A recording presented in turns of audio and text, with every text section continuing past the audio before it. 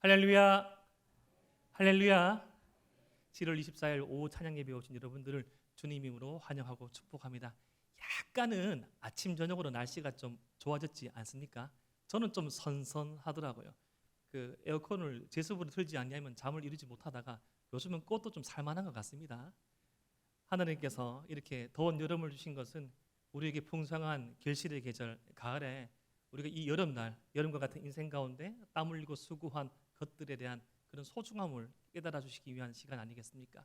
비록 이 여름과 같이 참 내리쬐는 광선과 같은 어려움 가운데서도 우리 주님께서 주시는 그 은혜의 구름 아래에서 그 말씀 붙잡고 승리하는 저와 여러분 되시기를 주님의 이름으로 축복합니다. 이 코로나 시대가 끝을 보이고 있지 않습니까? 전 국민의 50%가 넘는 분들이 감염되었다가 나은 경우도 있고 이렇게 한 2년 반 정도의 시간을 보내다 보니까 저는 이 코로나 시대가 우리에게 가져다준 어떤 민낯이랄까 어떤 모습이랄까를 그런 것들을 발견하게 되었습니다. 그것은 다름 아닌 우리 안에 어떤 격리, 구별에 관한 그런 주제였습니다. 세상 속을 살아가는 저와 여러분들과 같은 하나님의 백성들은 세상 속에서 구별된 거룩한 백성이지만 격리되거나 단절되거나 분절된 그런 존재는 아닙니다. 특별히 에베소서 말씀을 교회에 관한 말씀을 잘 살펴보면 하나님의 몸된 교회는 주님을 머리로 하여서 점점 더 확장되어지고 연합하여지고 점점 더 충만해지는 것을 충만을 우리가 볼 수 있지 않습니까? 그런데 이 코로나 시대가 이 코로나가 주장하는 바를 자세히 살펴보면 안 그래도 우리 가운데 만연하던 어떤 계층 간의 어떤 성별 간의 어떤 지역 간의 소득 간의 어느 곳에 머물고 있는지 어떠한 어떤 거주 지역이랄지 세세한 기준으로 사람과 사이를 단절시키고 격리시키고 분리시킨다는 거. 좀 이 마귀의 특성 같은 마귀와 같은 이런 단절적인 모습들이 좀 때때로 드러나지 않았나 싶습니다. 물론 이 방역 수칙을 잘 지키고 이런 병들을 걸리지 아니하고 건강하게 신앙생활하는 것도 좋지만 참 우리가 이제까지 주님의 몸된 교회가 이 땅에 존재할 때 단 한 번도 위협이 없었을 때는 없는 것인데 또다시 제2, 제3의 코로나가 닥쳐온다면 우리가 좀 더 지혜롭게 이것을 준비하고 대비하고 우리 주님께서 먼저 시작하신 이 영적 전투의 완수를 우리가 마무리할 수 있는 그런 계획과 지혜가 필요하지 않은가 싶습니다. 오늘 그러한 이 묵상과 상황 가운데 오늘 제가 여러분과 함께 나눌 말씀은 그 격리가 가장 심한 사람, 어떤 사회와의 단절, 분리가 가장 심했던 그런 병, 한세시병, 나병을 앓고 있던 한 사람의 이야기로 시작하려고 합니다. 누가복음 17장 11절과 12절 말씀을 제가 읽어드리겠습니다. 예수께서 예루살렘으로 가실 때 사마리아와 갈릴리 사이로 지나가시다가 한 마을에 들어가시니 나병 환자 10명이 예수를 만나 멀리 서서 특별히 이 복음서 말씀을 우리가 자세히 읽어볼 때 이 누가복음 17장쯤 되는 이 예루살렘 입성을 앞둔 이 시간은 우리 주님께 아주 소중한 시간입니다. 단 1분 1초도 헛되이 있을 수 없고 십자가의 죽음을 앞둔 이 시점에서는 우리 주님의 모든 행보는 계획적이고 섭리적이었습니다. 우리 주님께서 그냥 마음 가는 대로 사람을 만나고 우리 주님께서 정처 없이 그런 떠도는 것이 아니라 참 믿음의 여정을 살아갈 저와 여러분들에게 참 하나님의 백성이 어떠한 삶을 살아갈 것인지 하나님의 백성이 어떻게 믿음의 성장과 성숙을 할 것인지에 대한 그러한 예로 오늘 이 치유 사건이 우리에게 주어지게 됩니다. 그런데 그 지리적 배경이 사마리아와 갈릴리 사이로 나와 있습니다. 우리 예수님의 주된 이 본거지였던 갈릴리라는 곳은 지역적으로 아주 비천한 곳이었습니다. 어떤 사회적으로 명망이 있거나 전도 유망한 청년들이 자라는 곳이 아니라 그곳은 아주 좀 나쁜 의미의 비속어로 쓰였습니다. 저는 가보지는 못했지만 뉴욕으로 치면 어떤 할렘가라는 어떤 범죄가 온상을 피고 어느 지역에는 그 현지인도 가지 말라는 그러한 지역을 상상하시면 갈릴리와 이미지와 비슷합니다. 그런데 그런 갈릴리 사람들이 더 천대하고 멸시하고 싫어하던 공간이 있었으니 지역이 있었으니 그것은 바로 온 이스라엘이 싫어하던 사마리아라는 곳이었습니다. 사마리아는 여러분들이 너무나 잘 알고 있듯이 이 아수르로부터 멸망한 북이스라엘의 이 귀화 정책으로 생겨난 어떤 혼혈 민족의 그런 거주지 집단이었습니다. 이 이스라엘 민족의 큰 상처의 온상이었고 그 상처가 땅에 새겨져 있고 혈통적으로 유전되어 있으며 그 사람들이 이 사마리아 교라는 유사 종교, 유사 유대교를 만들어내서 우리가 요한복음에도 살펴보면 울문가 여인이 어디서 예배를 드려야 되는지를 질문하는 그 질문에서도 등장하듯이 온 이스라엘 사람들은 사마리아를 멸시하였고 상종하지도 않을 뿐더러 그들을 인간 취급하지 않았던 그 지역 사마리아와 갈릴리 사이에 오늘 나병 환자 10명이 거주했음을 알 수 있습니다. 어느 경계도 속하지 못한 어떤 그들을 보호해줄 울타리가 없는 사람이었습니다. 이 구약의 이와 비슷한 인물이 있다면 라합입니다. 라합은 이 외벽과 내벽 사이에 거주하던 창기로서 이 주변인이었죠. 철저하게 분리되어지고 어디에 속하지도 못했던 존재였습니다. 그녀가 이 상천하지에 하나님만이 여호와 하나님이신 줄 깨닫고 그 정탐꾼들을 숨겨주고 목숨을 건 그 헌신으로 말미암아 구원받게 되고 장차 예수님의 족보 위에도 올라가게 되는 것이죠. 그런데 오늘 이 말씀에 등장하는 나병 환자 10명도 그 어떤 이 테두리, 어떤 보호막에도 속하지 못한 가장 비천한, 가장 비참함, 가장 연약한 존재들이 바로 나병 환자 10명 사마리아와 갈릴리 사이에 있던 분들이었습니다. 그런데 우리 예수님께서는 그 사람들을 찾아오셨습니다. 이제까지 이 누가복음 17장 앞에부터 말씀을 쭉 한번 살펴보면 예루살렘으로 가기 위해서 여기 오시는 것은 유턴하신 겁니다. 유턴하셔서 이 지역을 찾아오신 것이죠. 마치 사마리아 여인을 찾아오셨듯이 삭개오를 찾아오셨듯이 오늘 이들에게 주님께서 이 귀한 일을 하시려고 보여주신 것입니다. 우리는 때로는 신앙생활을 하면서 착각할 때가 있습니다.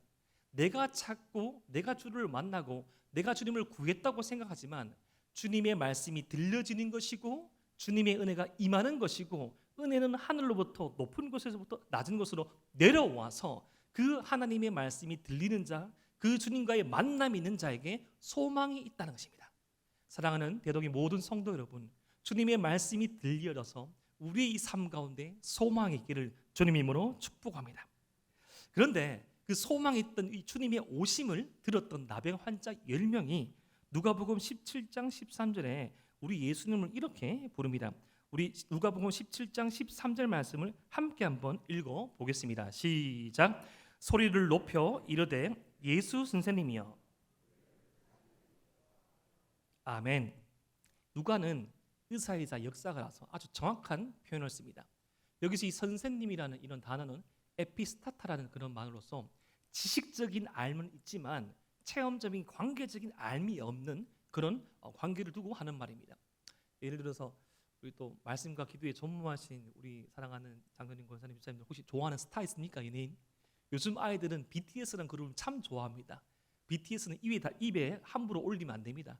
각 개인 활동을 하지만 함부로 올리면 정색하고 그렇게 말하지 말라고 합니다. 특히 청소년들은.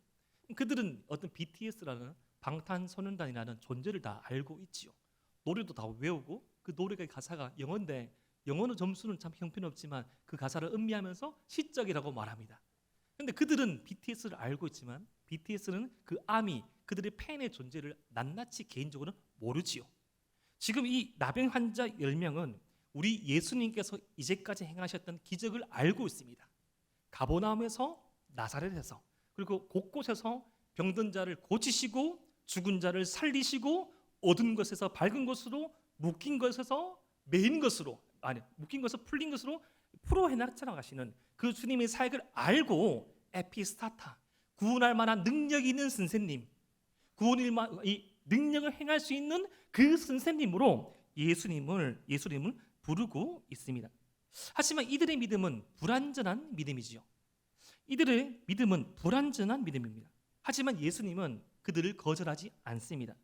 여기서 우리가 알 수 있는 대목은 무엇인가 하니 믿음의 능력은 믿음 자체에 있는 것이 아니라 믿음의 대상에 있다는 것입니다. 다시 말씀드립니다. 믿음의 능력은 믿음 자체에 있는 것이 아니라 믿음의 대상 가운데 있다는 것입니다. 우리가 주님을 향한 그 믿음이 참 온전한 것 같고 성숙한 것 같고 참 좋은 것 같지만 부족함을 많이 느낄 때가 많이 있습니다. 이 사역자인 저도 그런 믿음의 부족함, 믿음의 미성숙함을 간간히 많이 느낍니다. 때로는 착각하지요. 내가 어떠하여서, 내가 무언가를 하여서, 내가 어떤 자격이 되어서 주어진 것이 믿음이라고 생각하지만, 내 믿음이 대단한 것처럼 여기지만, 내 믿음이 좋은 것이 아니라 믿음의 대상이신 그 은혜를 허락하신 주님이 완벽하시고, 주님이 위대하시고, 주님이 능력 있는 것이죠. 그러나 이런 미성숙하고 부족하고 과정 가운데 있는 믿음이지만, 그 부족하고 아픔이 있는 저와 여러분들이 믿음이지만, 그 우리의 믿음 가운데 주님을 향한 소망과 간구를 우리 주님은 거절하지 않는다는 것입니다. 때로는 그 자녀의 미성숙함이, 때로는 그 자녀의 불온전함이 이 부모님에게 어떤 아픔으로 다가올 수 있습니다. 네. 언제 철이 들겠노? 요즘에 저희 집에서 금지어가 하나 있습니다. 삼성 라이온스입니다. 워낙 많이 져가지고 골수 야구팬은 전 더 이상 말하지 말라고 합니다. 5연승 이상 할 때까지 말하지 말라라고 말하면, 이 첫째 아이는 자기가 이제 야구 선수 흉내낸 걸 되게 좋아하거든요. 계속 이제 이상한 빠따를 들고 계속 폼을 주는데, 하지 말라고 하면서 저는 이제 야구를 좀 보지 말라고 하는데 맨날 지면 슬퍼하고 삼성이 연패 탈출을 통과할 때까지 한 주님이 다시 오실 때까지 가능할지 모르겠는데 저는 보지 말라고 하거든요. 근데 보지 말라면 더 많이 봅니다. 근데 또 10시 반까지 보고 그 다음날 학교 가는데 힘들어하고, 왜 그런 반복을 하는지 모르겠어요. 근데 그게 자녀죠. 부모님이 다 알아서, 선생님이 다 알아서, 믿음의 선진들이 다 알아서 실수해 받고 아파받고 참 혼남 당해보고 참 슬퍼봤는데 이미 경험해보고 말하였지만 굳이 그 길을 갑니다. 굳이 선택하죠. 우리 주님 보시기에 우리의 모습이 얼마나 많이 참 연약해 보일까요? 인간무시를 하겠나? 저래가지고 뭐 좀 하겠나? 라고 하지만 우리 그 불온전한 믿음이 위대한 것이 아니라 우리에게 믿음을 허락하신 그 주님이 거룩하시고 그 주님이 온전하시기에 그 주님을 향한 우리의 불온전한 믿음까지도 주님께서 쓰신다는 겁니다. 완벽한 기도가 있을까요? 우리는 언제쯤 온전한 기도를 할 수 있겠습니까? 저는 이제 지난주에 에바다 수련을 우리 사랑하는 장로님, 권사님, 집사님의 기도로, 목사님의 기도로 잘 다녀왔습니다. 이 수련회 갔다 와가지고 제가 몇 이야기를 들었습니다. 저도 이제 지금은 되게 정숙하게 설교를 하지만 집회나 수련장 가면 조금 웃길 수 있습니다. 그러니까 자연스럽게 하죠. 근데 어떤 분이 그렇게 좋은 의도로 그렇게 말씀하신 거예요. 이제 말하다가 한 목사님 너무 웃긴다고. 근데 분명히 울었는데 운 건 얘기 안 하고 결단한 건 얘기하고 너무 웃겼다고. 그게 연약하고 불온전하다는 말은 아니지만 우리가 쉬운 것을 선택할 때가 참 많이 있고 표현할 때가 많이 있지요. 오늘 이 선생님이요, 이러한 고백이 저와 여러분들의 고백일 수 있습니다. 이미 주님께서 행하신 일들을 알고 이미 주님께서 행하신 그 능력을 알기에 그 행하신 일들과 능력으로 말미암아 우리 삶의 어떠한 변화, 성숙, 그 성취를 바라실 그 주님으로 온전한 이해는 아니지만 부족한 이해지만 그 부르는 그 선생님이라는 호칭, 그 연약한 간구일지라도 우리 주님께서 응답하시더라는 것입니다. 우리 주님께서 그 불온전한 믿음의 고백했지만 어떻게 반응하셨을까요? 누가복음 17장 14절 말씀입니다. 누가복음 17장 14절 말씀을 제가 읽어드리겠습니다. 보시고 이르시되 가서 제사장들에게 너희 몸을 보이라 하셨더니, 제사장에게 몸을 보이라고 말씀하십니다. 아직 나병이 낫지 않았는데 이 유대인의 규례, 유대법의 규례에 따르면 몸이 낫고 난 다음에 판정을 받는 것이 이 사람은 땅땅땅 완치되었습니다. 우리가 마치 코로나 걸리고 난 다음에 다시 검사를 했을 때 두 줄이 안 떠야지 완치 판정 나는 거잖아요. 그것처럼 완치 판정을 제사장이 어떤 외형이나 그 현상을 보고 판단하는데 우리 주님께서 이 제사장에게 너희 몸을 보이라고 말씀하십니다. 아직 치료를 받지 않았는데 치료에 대한 확인을 받으러 가라고 말씀하시는 것이죠.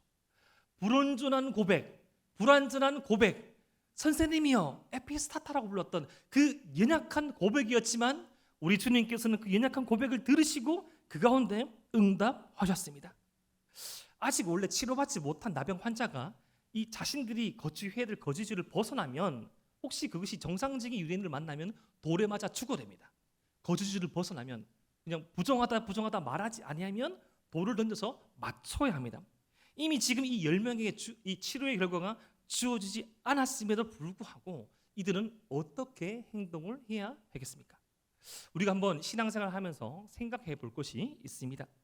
우리가 지금 모여서 드리는 예배, 그리고 모여서 드리고 난 다음에 흩어지고 난 다음에 예배 후에 진짜로 시작되는 예배, 은혜를 받는 것과 받은 은혜로 살아가는 것, 섬기는 것과 예수님을 섬기는 것, 좀 유사어처럼 보이지만 전자는 쉽지만 후자는 어려운 경우가 많이 있습니다. 사람을 섬기고 교회를 섬기는 건 가능한데 예수님을 섬기는 것은 참 어려울 때가 종종 있습니다. 은혜를 받는 것은 쉬운데 은혜를 받은 것으로 살아가는 것은 힘듭니다. 제가 우리 청년들에게 수련회 마칠 때쯤에 신신당부를 했습니다. 분명히 이 받은 은혜 3시간이면 사라질 수 있다. 집에 가서 제발 성질 부리지 마라. 피곤한 척 하지 말고 2박 3일 기도만 한 척 하지 마라. 열심히 하는 거 다 알고 있다. 혹시 어떻게 표현하는지 모르겠는데 혹시 실례를 했다면 연약하게 봐주십시오. 받은 은혜로 살아가는 것이 더 어렵죠. 은혜를 받는 것도 어렵지만 그 은혜로 살아가는 것이 더 어렵습니다. 우리가 참 귀하게 오늘 주일의 마무리를 오후 찬양 예배로 드리는 것도 참 귀하고 어렵지만 이 예배가 마쳐지고 난 다음에 한 분, 두 분 다 떠나고 난 다음에 우리 일상에서 펼쳐질 그 예배 가운데 하나님의 임재가 있는 것, 하나님의 영광이 있는 것, 하나님을 향한 찬양과 감사가 있는 것이 더 어렵다는 것입니다. 지금 예수님께서 이 10명의 나병 환자에게 주시고자 하는 것, 보여주고자 하는 것은 무엇인가 하면 성숙한 믿음에 대한 그런 표현입니다. 주어진 현실만을 바라보는 것이 아니라 나를 믿는 것, 나로 말미암아 사는 것은 현실 너머의 것을 바라보고 사는 것이라는 것이죠. 믿음은 바라는 것의 실상이라고 지금 우리가 묵상 중에 히브리서 말씀에 나와 있지 않습니까? 홍해바다 건너에 바로의 병거를 보는 것이 아니라 홍해바다 건너에 그 바람과 그 파도를 막으시는 주님을 바라볼 수 있는 눈이 우리에게 있어야 한다는 것입니다. 지금 이 나병 환자 10명은 큰 도전 가운데 처했습니다. 자신의 거주지를 벗어날 수 있겠습니까? 그리고 혹시라도 누구를 만날 수 있는 두려움은 어떻게 극복할까요? 두렵지만 그들은 주님의 말씀에 의거하여서 그 선생님이란 그 믿음에서 한 단계 발전하여서 그 선생님께 자신의 삶을 걸면서 한 걸음 내딛습니다. 보시고 이르시되 가서 제사장들에게 너희 몸을 보이라 하셨더니 그들이 가다가 깨끗함을 받은지라. 아멘. 아직 결과가 주어지지 않았지만 믿음의 대상이신 참된 주님이신 주님을 바라보고 믿음으로 나아갔을 때 그 과정 가운데 놀란 결과가 주어졌습니다. 얼마나 기뻤을까요? 이 나병이란 병은 이 고유를 항상 동반하고 이 코와 손가락과 뼈 마디마디가 문드러지는 병 아닙니까? 어떤 구약학자 신약학자는 꼭 그와 같은 한센시 병이 아니라고 하지만 그 정도쯤 되는 아주 심한 피부병으로 다 생각하고 있습니다. 얼마만큼 힘들었을까요? 사회로부터 격리되어지고 재능을 발휘할 수 없는 사지, 이 희미한 청동거울이지만 그 거울을 바라봤을 때 도무지 찾아볼 수 없는 자신의 형체, 소통할 수 없는 그런 어려움들, 그랬던 그 몸에서 정상인으로 보통의 삶으로 돌아오게 되었습니다. 이 코로나 걸리신 분들은 그 일주일이 얼마만큼 긴지 아시죠? 일주일이 천일 같죠. 우리 집이 이렇게 좁구나. 또 때로는 우리 집이 이렇게 넓구나. 이렇게 황량하구나. 가족끼리 집단으로 걸려서 있으면 어떻게 됩니까? 화목합니까? 노아의 방주로 상상하게 되죠. 참 노아 힘들었겠다. 그 생명체와 함께 자부들과 함께 힘들었겠다. 첫날 둘째 날은 막 기도하고 서로 애써주고 하지만 나도 피곤하고 저기도 피곤하고 여기도 아프고 저도 아프면 이건 천국이 따로 없습니다. 오 주여 어서 오시옵소서. 그런 병 말고 더 심한 중병, 사회적인 어떤 환자의 취급을 받고 자신의 신체도 아픔이 있고 참 정서적으로까지 힘들었던 나병에서 고침을 받은 사람들, 이 고침을 받았을 때 얼마만큼 기뻤을까요? 얼마만큼 감사하고 얼마만큼 좋았을까요? 저는 참 생각해 봤을 때 이 나병 환자 일꾼들이 무엇을 생각했을까 한번 생각해 보았습니다. 돌아갈 수 있는 공동체, 돌아갈 수 있는 가족이 있는 분들은 그 가족을 생각했겠지요. 처음에 이 남성들이, 이 형제분들이 군대 갈 때 100일 휴가 딱 되면 집만 생각하지 않습니까? 그다음 일병, 상병 후에는 집을 생각하지 않지만 돌아갈 곳이 있는 자들은 돌아갈 곳을 생각했을 것입니다. 그리고 너무나 또 어떤 미안한 분도 생각할 수 있겠죠. 참 내가 많이 아파서 참 잘해주지 못하고 돌아보지 못했던 그런 사람들, 이런저런 참 소중한 이유가 있었을 것입니다. 이 돌아가는 건 그래서 어서 빨리 제사장에게 돌아가서 완치 판정을 받고 정상적인 생활을 영위해야겠다는 그 생각은 모두 다 분명하게 했겠죠. 모두 다가 거의 다가 정상적인 보편적인 삶의 자리를 찾아갈 때 그 중에 한 사람이 반대의 행보를 보입니다. 이 누가복음 17장 15절 말씀입니다. 누가복음 17장 15절 말씀 우리 함께 읽어 보겠습니다. 시작. 그 중에 한 사람이 자기가 낳은 것을 보고 큰 소리로 하나님께 영광을 돌리며 돌아와. 모두 다가 보편적인, 남이 말한 게 아니라 우리 주님께서 말씀하신 그 정상인이 되는 그 과정을 겪고 있는데, 한 사람이 자기가 낳은 것을 보고 이 일은 사람이 한 것이 아니요 하나님의 아들이신 예수님께서 하나님으로부터 말미암아 한 것임을 알기에 하나님께 영광 돌리고 돌아오는 그 모습을 보이게 됩니다. 사랑하는 대동의 성도 여러분, 성숙함이라고 생각하였을 때, 우리가 어떤 신앙의 성장함이라고 생각했을 때 우리는 흔히 독립적이라는 그런 개념을 쓸 때가 있습니다. 독립적이고 진취적이고 어떤 것을 성숙하고 성장시키면 그게 참 성장하고 참 그게 독립적이게 더 건강한 신앙이 아닌가 한데, 신앙생활의 가장 중요한 키워드 중에 하나면 잘 될 때, 확장될 때, 잘 나갈 때 주님께로 돌아가는 것입니다. 남들이 그 입방아 위에 칭찬으로 오르락내리락 걸을 때, 오르걸을 때, 참 부흥하고 성장하고 성숙하고 있을 때 나의 믿음이 참 결실을 맺어가고 있고, 이만하면 내가 좀 믿음의 가뭄을 이루고 내가 믿음의 어떤 열매를 보고 내가 참 주님의 몸된 교회 가운데 선한 일들을 하였노라고 한 그때도 주님께 돌아오고 주님과 동행하는 것이 가장 중요하다는 것입니다. 우리의 삶이 돌아갈 곳이, 이 마지막 그 돌아갈 곳이 주님의 품임을 아는 삶, 어떤 고지를 향해 나아가는 정복자가 아니라 우리 주님께로 돌아가야 할 순례자임을 아는 삶. 사실 주님께 돌아오지 아니하는, 예수님께 돌아오지 아니한 9명도 감사했을 것입니다. 얼마만큼 고마웠을까요? 우리 주님께서 빨리 제사장한테 가서 몸의 완치 판정을 받으라 하셨고 그 말씀에 순종해서 가고 있지만, 그 정상적인 삶을 회복하는 것보다 이 지금 돌아온 한 사람은 그 회복함을 허락하신 하나님께, 예수님께 진심으로 전심으로 감사하기를 표현한 것을 가장 우선순위에 담아뒀다는 것이죠. 이것은 예수님으로 말미암아 주어지는 것에 집중하는 삶이 아니라 예수님 자체에 만족하는 삶이죠. 다윗이 그러한 고백을 하였습니다.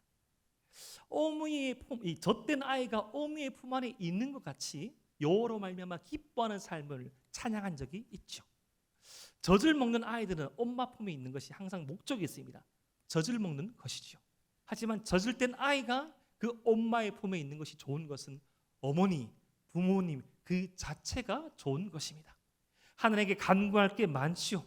주님께 아뢰을 게 많습니다. 내 삶 가운데 문제를 해결할 것이 많고 참 시급한 사안들이 많이 있지만 우리 주님께서 능력자시고 구원자시고 만주의 주이셔서 우리 주님이 모든 것이 가능하여서 그 주님이 해결해주고 그 주님이 채워지는 것이 좋은 것이 아니라 그 주님 자체가 좋은 것, 그 주님 자체와의 그 관계가 좋은 것, 그 주님과의 동행이 좋은 것, 그것이 돌아와서 좋아서 감사하는 더 성숙한 믿음의 몸을 이 한 사람이 보이고 있는 것입니다.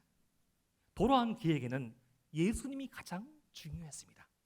돌아온 그 한 사람에게는 자신의 몸이 나은 것도 중요했고 완치 판정을 받는 것도 중요했지만 그 무엇보다 주님이 중요했습니다. 믿음의 철이 든 것이죠. 나의 어떠함이 문제가 아니라 나를 나되게 하신 그 주님으로 말미암아 만족하는 삶. 그 사람에 대해서 이렇게 누가는 묘사합니다. 우리 누가복음 17장 16절 말씀을 함께 읽어 보겠습니다. 시작. 예수의 발 아래 엎드려 감사하니 그는 사마리아 사람이라. 아멘. 누가는 지금 돌아온 사람의 이름을 밝히지 않지만 그가 어느 지역 출신인지 정확하게 말합니다. 사마리아. 이스라엘에게 버려진 땅, 버려진 사람들, 입에 담기도 힘든 그 인생들. 참 어쩌면 상처 위에 상처, 참 구별 중에 구별, 가장 힘든 그런 상황 가운데 처했으면 좀 보상 심리가 있지 않았을까요? 내 인생 해 뜰 날이 왔다, 잘 살아보자, 빨리 사마리아 시내로 가서 어떤 것도 먹어보고 살펴보고 한번 해보자 라고 할 수 있지만 가장 참대받던 그 인생이 주님께로 돌아왔습니다. 그것을 보고 우리 주님께서 이렇게 물으십니다. 누가복음 17장 17절부터 18절까지 말씀을 함께 읽어 보겠습니다. 시작. 예수께서 대답하여 이르시되 10사람이 다 깨끗함을 받지 아니하였느냐? 그 9은 어디 있느냐? 이 이방인 외에는 하나님께 영광을 돌리러 돌아온 자가 없느냐 하시고. 지금 우리 주님의 뉘앙스가 어떻게 느껴지십니까? 실망하신 것이죠. 우리 주님 안타까워하셨습니다. 나름 기대하시고 기다리셨는데 큰 실망을 하신 것이죠. 하나님의 자비로운 은혜에 순전하게 반응하지 아니하는 그 인생들에 대한 안타까운 마음을 주님께서 드러내신 것입니다. 우리 주님께서는 그 한 사람 한 사람, 고침받은 그 한 사람 한 사람 모두가 중요했지만, 그리고 그래서 기대하였지만 오직 한 사람만 돌아왔습니다. 돌아오지 않아도 되는 그 길을 돌아온 한 사람, 10명 중에 1명, 10%. 이 사람은 사마리아 사람이었습니다. 그런데 지금 주님께서도 그렇게 말씀하고 있지만 우리 주님이 그런 행보를 하고 있지 않습니까? 가지 않아도 될 그 비아 돌로로사 십자가 길을 걸어가시면서 봐라, 나를 믿는 삶, 나를 따르는 삶, 나의 은혜로 말미암아 사는 인생은 바로 이것이다. 돌아오지 않아도 되는 길을 돌아올 그 한 사람, 그 한 사람을 위한 그 은혜를 위해서 내가 예루살렘으로 올라가고 있다. 오늘 말씀 13절과 15절 말씀에 동일한 어근의 큰 소리가 나옵니다. 한 번은 자기 자신을 위한 간구를 하고요, 다른 한 번은 이 나은 사람이 하나님께 감사를 드리는 간구를 합니다. 아주 큰 소리로 하나님께 영광과 감사를 올려드리죠. 이렇듯 참된 은혜는 감사를 낳습니다. 참된 믿음은 감사를 낳습니다. 여러분, 감사가 뭐겠습니까? 내게 없는 것을 주어서 고맙다는 표현일까요? 당연한 것이 아니라서 감사드린 것이죠. 당연한 게 아닌 거예요. 너무 소중한 거에 감사를 드리는 것입니다. 참 감사가 사라질 때가 너무나 많이 있죠. 연약한 우리 인생들은 돌았으면 감사하기 참 힘이 듭니다.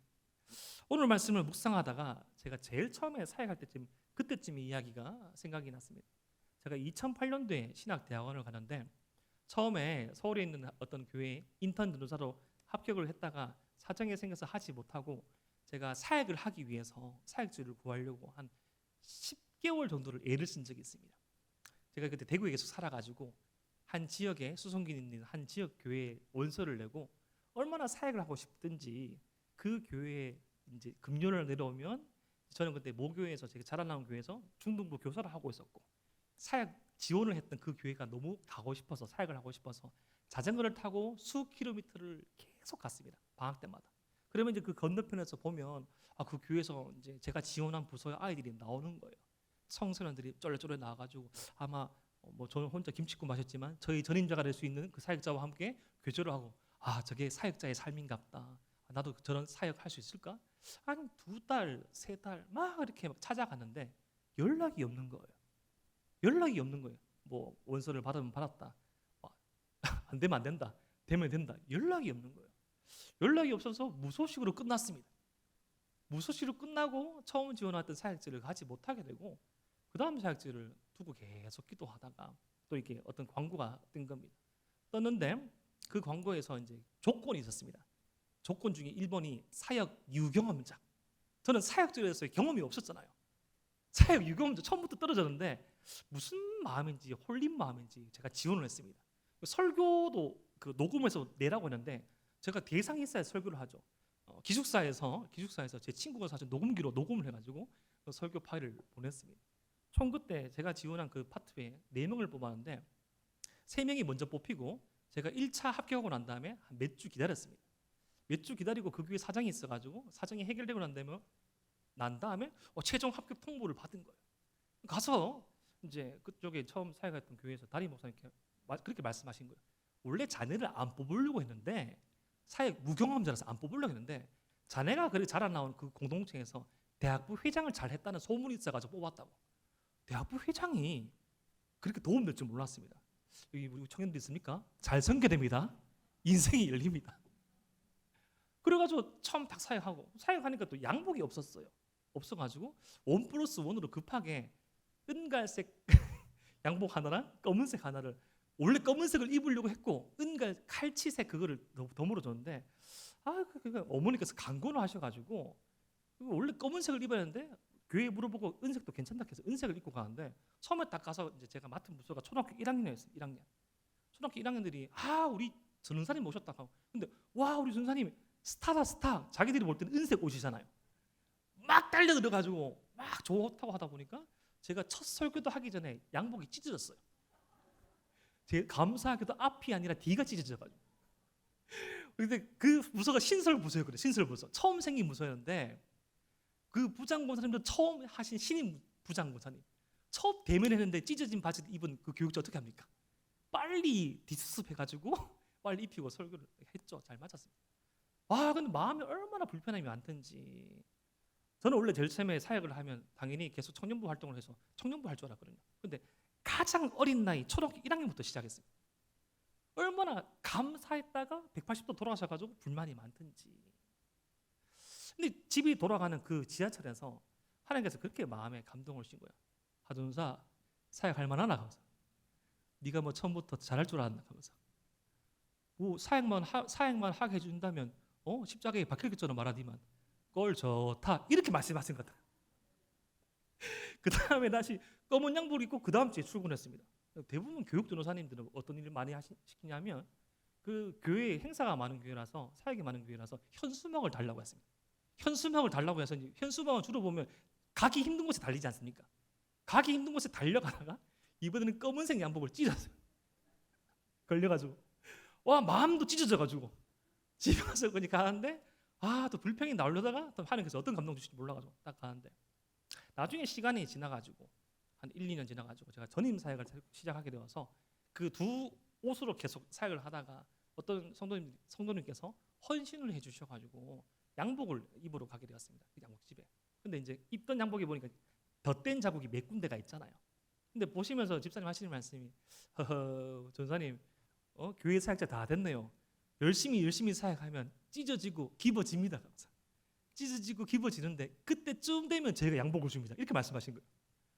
시간을 통과하고 겪었다 보니까 처음에는 그게 속상하고 감사해서 불평으로 참 감사해서 원망으로 갔지만 이렇게 저렇게 시간을 통과하다 보니까 우리 주님께서 전부를 셨는데 전부를 신 하나님께 사랑을 받아서 사랑이 증명되어 있는 자리인 그 사명의 자리를 감당할 때 기쁨이 있다는 것을 발견하게 되었거든요.